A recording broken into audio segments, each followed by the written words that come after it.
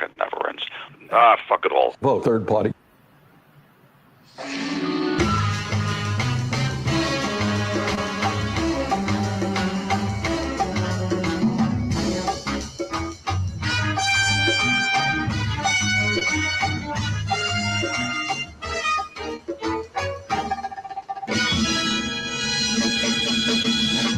This tape will self-destruct in 5 seconds. Hello, welcome to the Willie Bragg Show. I'm your host, Willie Bragg, and just in case you didn't know, that was Turncoat Don's video. It's a little bit, I think, goes back to 2022, but it's kind of relevant on what we need to talk about today. And we got to talk about this anti-oligarchy tour that Bernie is on and AOC is on. But before we do, let's go and do our little shout outs and some explanations. So, Commissary Kate, how are you doing today? Slippery politicians fool everybody. Yep. And I am not planning to get fooled again, not if I can help it. So, and let's see, we have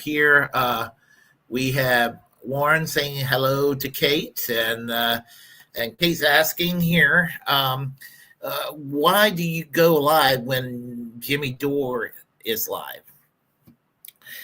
For the same reason other shows are live. It's really the only time I can do this with my schedule, unfortunately. That's what it comes down to. Who cares about Jimmy Dore anyhow? I do like to see Pasta over there. Yeah, Pasta's a good guy. I actually met Pasta Jardula at Rage Against the War Machine. I met him. I met other folks at Rage Against the War Machine. I was on last night. I didn't live stream because I was a guest on. It's going to be premiere later on. I was a guest on the Andre Tired Peasants network program, being interviewed by Andre and the Left Independent, we were talking about Rage Against War Machine, amongst other things. So. That sort of thing. And we have Max RJ. It's the Willie Bragg Show. I can. And how are you doing, Max RJ? I hardly ever watch Jimmy Dore anymore. It just depends on what the topic is. It just depends on the topic. That's what it comes down to. Earl, how are you doing today? The Turncoat Don video is a good one. Oh, Turncoat Don's great. I wish he would do more, or she, or whomever, because we don't know who Turncoat Don is in real life. So, but I like Turncoat Don. I'm never disappointed with any of the videos that's presented. There's a lot of thought in there, and it mocks the nature of the shit-live mindset, which needs continuous mocking. So anyway, let's get underway with this program here. And I guess basically I saw this today on Twitter. It's very, very in my view, it's very it describes everything very well in terms of the bullshit of the two-party system. So give me a brief moment here. And this is from, of course, Tim Black. Take it away, Tim. You're mongering. Oh, you don't want to do that. You don't want to go voting for who you think is best. Oh, no, you don't want to do that. You don't want to do that. You don't want to go thinking for yourself. Yeah, man, it's always funny to me. It's always funny to me when I get these well-meaning liberals. They get all beside themselves. I can't believe you're thinking about not voting for the Democrat. like they're going to lose their damn mind, Johnson. I can't believe you're thinking about not voting for the Democrat.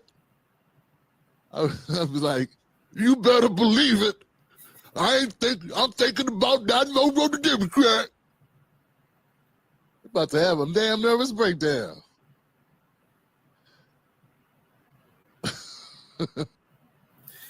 Yep, that says it all right there. Tim Black is right on how the Democrats behave and all of that. So, just and I enjoy seeing. I enjoy basically making light out of the that was my phone. Sorry, has a cracked screen. The other day I fell asleep in my car, not driving, but in my driveway from work, and it fell on the pavement and cracked into a gazillion little pieces. The glass, it's horrible. I don't know if you can see it, but it is. Well, no, you can't see it, but yeah, it's horrible. So, anyhow, but as I was saying, Tim Black is right about the Democratic Party. It's futile, and it's so silly to see how liberals are getting all into this whole, oh, we got to go and vote for the Democrats. We obviously got to go and support them in light of what Trump is doing. The Democrats played a role to that brand called Trump. They are the reason why Trump is president right now. And they're the reason why he's doing some terrible things. I mean, the deportation of people to El Salvador, basically arresting people with not putting up a charge in half the cases, and saying we can go and arrest somebody and we don't have to give a reason why.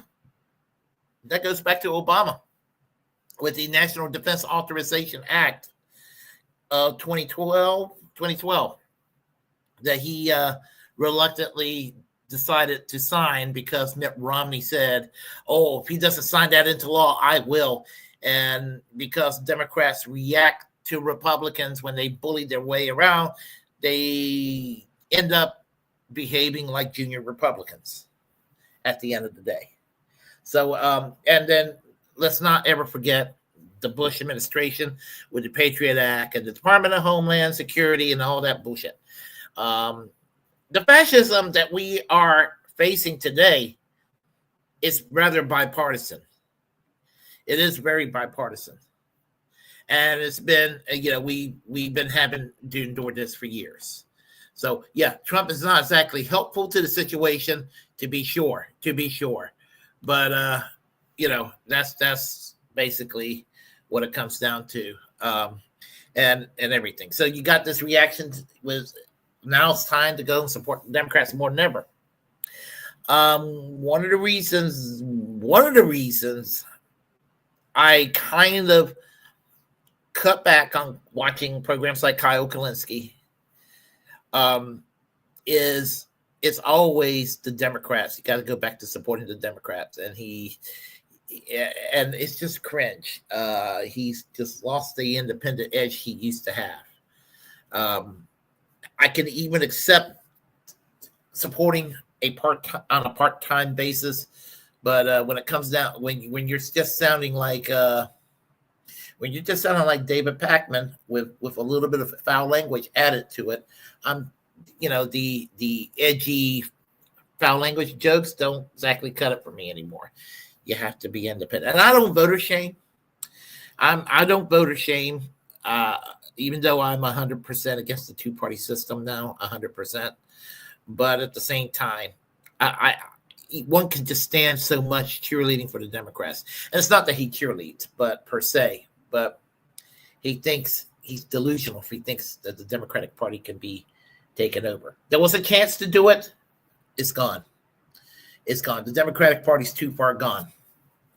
I don't see the Democratic Party returning to anything and it wasn't even all that great a shape prior to the Bill Clinton era, but I just don't see anything positive in the Democratic Party. You got to do a third party or take this shit to the streets, or both. But anyway, shout out to Jacqueline Jack H. How are you doing? Like the Cots Woldy Village background. Thank you very much. Yeah, I'm planning a visit to overseas. Probably I was going to do it this year, but it's just not in the cards right now. Maybe in 26, 27. So there you have it. I have a trip to Puerto Rico in October I'm planning to take, though. That's for sure. Let's see. Yeah, guitar and drums. Hey, how are you doing? Chuck's Intergalactic UFO show. And you're right. Meet the new boss, same as the old boss. Absolutely, absolutely. Desert Mantis, how are you doing today? Willie, you need to get some more sleep in your bed. I don't get enough sleep, tell you the truth. I don't get enough sleep at all. So, but anyhow, so anyway, let's continue.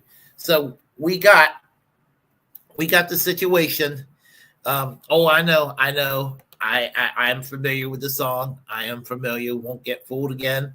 It's in reference to that. I got the reference, and it's very true too, by the way. So Bernie Sanders decided to become relevant again with this, which I call it's being called anti-oligarchy tour, and started in Nebraska and places like that with the union folks. Did it kind of around the same time Kshama Sawant was doing her conference to try to work on union organizing. And so they were doing this at the same time. And I took I initially took the attitude, which wasn't the wrong attitude, is, been there, done that, Bernie, not going with that again, 100% on the side of Kshama Sawant. Still am on 100% on the side of Kshama Sawant.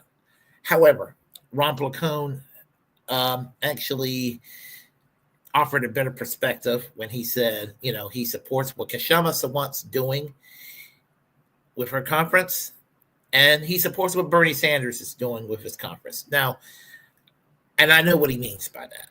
And I thought about it. I was like, okay, on that one, I will have to agree with Ron Placone because, Bernie Sanders and Bernie Sanders and AOC are going around with his anti-oligarchy tour.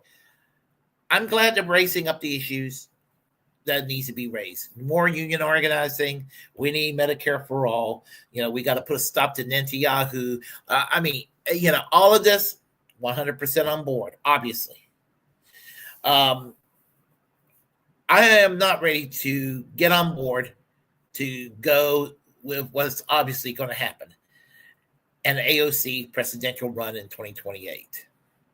And this AOC presidential run in 2028 is not going to work. I'm sorry. I'm not trying to be a Debbie Downer, but it's just not going to work. If it didn't work with Bernie, it's not going to work with AOC. Bernie caved in too much. She caves in even more than Bernie. In fact, this is how bad she is. Not only she cave in worse than Bernie, she go and do these great speeches against bills in Congress. They're being presented, very reactionary bills, and maybe about half the time she ended up voting for those bills. Remember the vote on the Iron Dome? She voted no, like she should have, and then all of a sudden she ended up, after Nancy Pelosi scolded her, went back and voted present.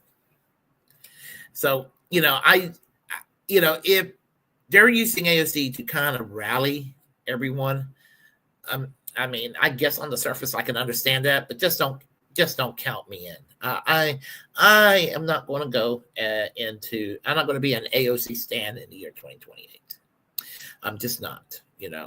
The only positive thing that AOC has done since she became elected as a member of the House of Representatives in 2018, she made, and this is a pretty damn low bar. She basically accomplished making Chuck Schumer a slightly less shitty U.S. senator. That's about it, because he's fearful that she's going to run. So he maybe try to once in a while throw some crumbs in there to the left, and I'm just not, as I said, just not interested in that. Although if she decides to run against Chuck Schumer in the primaries for U.S. Senate, which I hear some people murmuring that around, that would be interesting too, because that would be a big old bloodbath. Ideologically speaking, there would be a lot of money thrown in the state of New York from all over the country on both sides, and it'll be quite a spectacle to see. And probably Chuck Schumer will end up still winning as a result, because the Democratic Party is corrupt in New York, so they're obviously going to go with where the money is at, and that's going to be with Chuck Schumer. And obviously, when that happens, it might actually make him vulnerable against a Republican opponent in that state. Strangely enough, because he and AOC would have figuratively speaking, bloodied each other up in the primary. So I just don't see anything coming out of that at all. So, here's the thing. Here is the thing. And the thing is this. Bernie Sanders and AOC, as I said, they're doing this tour, and they're saying wonderful things, wonderful platitudes on what needs to be done. But here's the big question, that we need this Medicare for all. We need living wage. We need free college. We need to stand up against Netanyahu. All these things I 100% agree with. I mean, I wouldn't be Willie Bragg if I didn't agree with those things. And there would have been a time. There would have been a time, maybe not that long ago, maybe as late as 2022, maybe even as early, maybe even as late as maybe 2023, early 2023, if they didn't sell out too badly previously, then I would have been like, hell yeah. But I can't. I see just the same old, and same old again. Bernie, your time is up. You need to put up, or shut up. It's the easiest thing in the world. And the Democrats don't mind that the AOCs and the Bernie Sanders out there are going around screaming loud of what needs to be done, and that Trump is an SOB and all that. Hey, all agreed. But what the hell were y'all doing while Biden was president? AOC was like, he's been a great president beyond expectations. Are you serious? And Bernie Sanders talks about his good friend. Joe Biden's his good friend. And I'm sorry. I'm not interested in Joe Biden being a good friend. And AOC, previously you said there would have been a time that you and Joe Biden would have been in different political parties in another country, which I see where you were coming from when you said that. And there's a big grain of truth to it. But that is not your brand anymore. You lost it with me when you really just started to lose it with me when you rejected force of vote.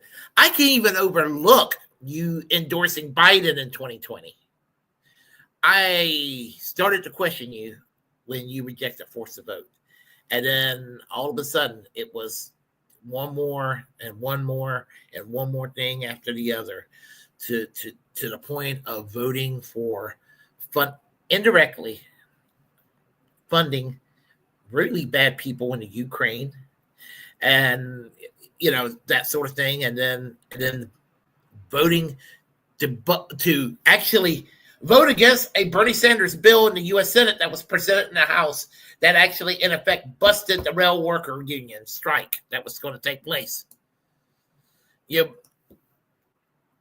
lost me there. You really did lose me. And so, I can't take you seriously anymore, Looks and charms can just go for so far. Not that I want to be, objectify and be sexist about it, but AOC, I can't endorse you for president in 2028. I just can't.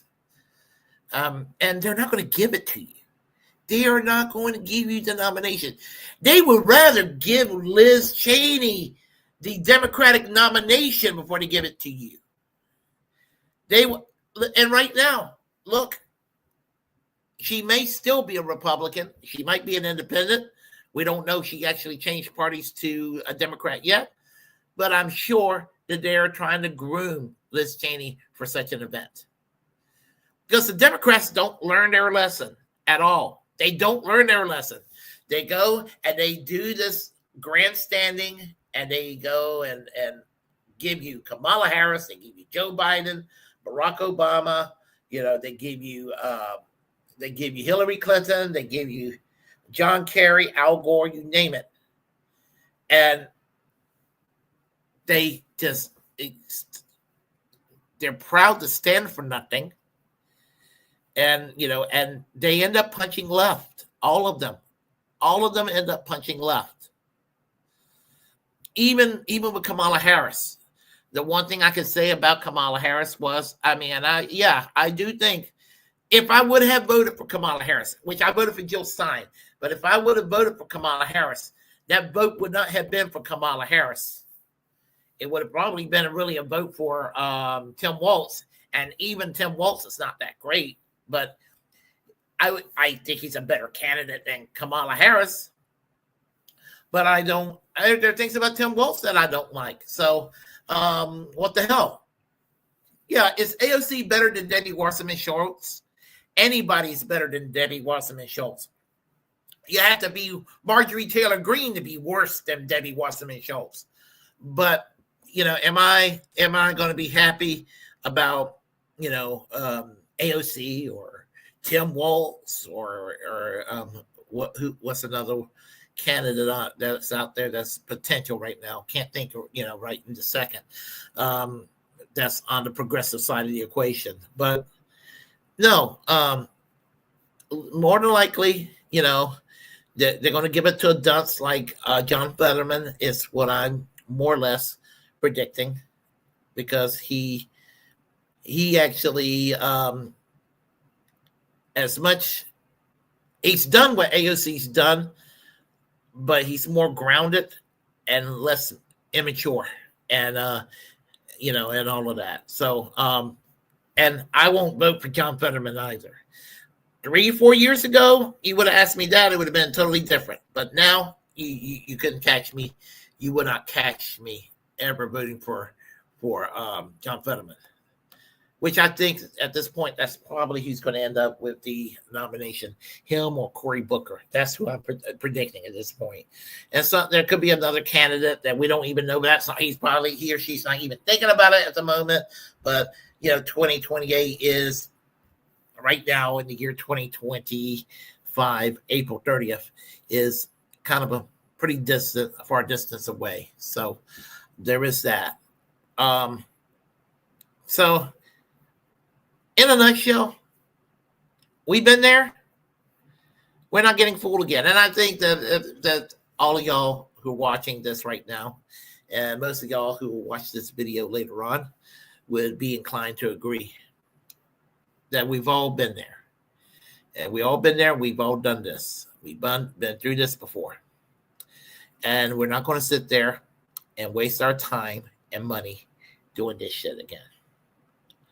I've had my blood pressure go up in 2016, and in 2020, having a candidate on policy level at that time pretty much was identical to a lot of things I believed in and still believe in. And to see that candidate stolen from me twice, I'm just not into, I just don't have it in me to go through that shit again. Now, if people go and get on board with AOC for president, I might chuckle at them. I might, well, you do you. While you can do you, I will either sit out the 2028 election or, vote for an independent like I've done since 1996. Because I have not voted for anybody in the two-party system for president since 1992. And I don't have any plans to do that in the future. So there we have it. That's just my take on all this. So let's see here. Let's see, who do we have here? We have Jimmy Broadband. Hey Jimmy, how are you doing? Yes, I'm glad to see you here, and we got to talk. We got to talk about our little project that I was telling you about. So, great seeing you again, by the way. The Willie Villa would be a great name for a show. Yeah, oh yeah. It'd be a great name for a band too, wouldn't it? Let's see here. They're not looking to learn. They just want funds raised off of a crisis, real or manufacture. Pretty much in a nutshell, that's what they want to do. Pretty much in a nutshell. Let's see here. They're late. They're 10 years late on that move. They're very late to the game. Very true. So, and as again, I just want to make it clear where I stand when it comes to this whole Bernie AOC anti-oligarchy tour that they're on. We're just going to see much more of the same. We're going to see it where, and frankly, I do not think that Donald Trump is going to be, even though they may have it set for Donald Trump to run again for re-election in 2028. I just don't foresee Donald Trump running in the year 2028. If he does, if he's running, I'd be like, what the fuck? But anyhow, yeah, I'm just, my heart's just not in it. I just can't do it. Oh my God, I went to clean up the kitchen and look, everyone who wanted in the chats. Yep. They all eventually come. So, and we're all here right now. So anyway, tomorrow at 7:00, I have a May Day show for you all, because after all, tomorrow is International Labor Day. Solidarity of labor for all, and gosh, we need that more than ever. We need a really strong labor movement, a very militant labor movement on top of that. So hope everyone will be here for the Willie Bragg Show, May 1st episode. I am planning to have guests back on the show. I've been kind of wrecked lately on a lot of things, a lot of stuff in my life. Nothing bad, nothing negative, but just life being life. So I'm hoping to get everything kind of back into the norm so I can start live streaming again on a regular basis. So just things happen. I mean, last night I had audio problems, and I had that taken care of. So, yeah, that's kind of an interesting take. DemCorp will draft Pritzker to win for a fascist blue. I've thought about that too, and I think they wanted Pritzker to run in 2024. Believe it or not. We were all at our New Year's Eve party, December 31st, 2011, when Obama resigned an NDA, which is now playing out in horrible ways. Yeah, they bring it on themselves. The Democrats help lay the foundations for the Trumpian fascism that we have today. And that's what it comes down to. And they're like, well, oh my God, how did this happen? Well, they helped created it to happen. They did. Can you imagine the Disinformation Governance Board that Biden tried setting up that thankfully collapsed? Can you imagine what that Disinformation Governance Board, what it would be doing to the First Amendment with Trump in control of that? You imagine what will happen? But the Democrats won't learn their lessons. because they set the stages, and they're not going to dismantle the bad things that Trump has done. They'll just keep it.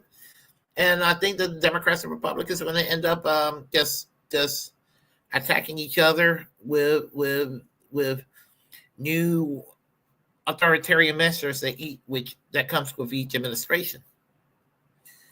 It's got to stop somewhere, and it's got to be dismantled. And that's the libertarian in me saying this. The libertarians are not always wrong on things. They are on economics, but they're not wrong when it comes to certain aspects of the oppressive nature of the state.